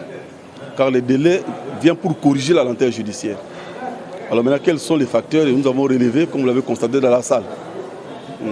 Il y a d'abord, il y a une adéquation des textes en vigueur, ou l'anachronisme des textes en vigueur. Nous avons constaté aussi la défectuosité, n'est-ce pas, dans l'administration des juridictions. Il faut un peu plus d'efficacité. Et nous avons aussi relevé la flexibilité, donc le rallongement des procédures par les acteurs judiciaires. Et enfin, nous avons relevé le désintéressement des justiciables eux-mêmes. Mais aussi la léthargie des organes chargés de la discipline et de la carrière des magistrats. Bon, à ces écueils-là, nous avons soutenu quelques propositions. Nous avons émis quelques propositions. Et nous avons pensé d'abord qu'il faille réaménager quelques dispositions de droit en rapport avec les délais de procédure. Il faut qu'on retouche, que ces délais soient sortis des sanctions un peu plus efficaces. Donc il ne faut pas se limiter à la nullité des actes de procédure. Il faut aller au-delà à la mise en cause de la responsabilité des acteurs judiciaires appelés à poser ces actes-là.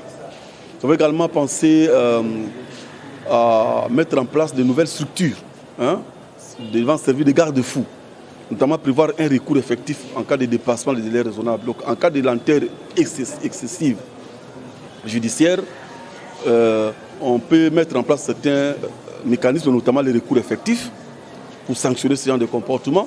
On peut mettre en place les juges de mise en état, nous l'avons proposé. Nous avons aussi proposé la procédure à jour fixe, c'est-à-dire quoi? Je saisis le tribunal les mêmes jours on appelle la procédure et puis on plaide. Que le juge a un délai, juste un bref délai pour rendre sa décision. La procédure à jour fixe. Nous avons aussi proposé ce qui est important, c'est quoi? Que le justiciable lui-même soit au centre de la justice. C'est-à-dire, dans l'organisation du Conseil supérieur de la magistrature, qu'il y ait aussi des représentants des justiciables. Comme actuellement, celui qui dirige le Conseil supérieur, c'est un membre de la société civile. Ça, vous le savez, c'est un avocat. Il n'est pas magistrat. C'est ça ma proposition. Mais sauf que moi, je vais un peu au-delà. Je veux que les chefs de l'État reprennent la tête du Conseil supérieur de la magistrature. Je veux que les bâtonniers nationaux soient aussi dans les bureaux. Et que 4 membres, les 4 personnalités de la société civile aussi soient là-bas. Dans la gestion de la carrière et de la discipline des magistrats. Comme ça, eux vont servir de garde-fous. En passant, je vais vous dire ceci, la justice est rendue au nom du peuple. Donc au nom des justiciables, exécuté au nom du chef de l'État. Comment écarter et le peuple et le chef de l'État dans la gestion des magistrats?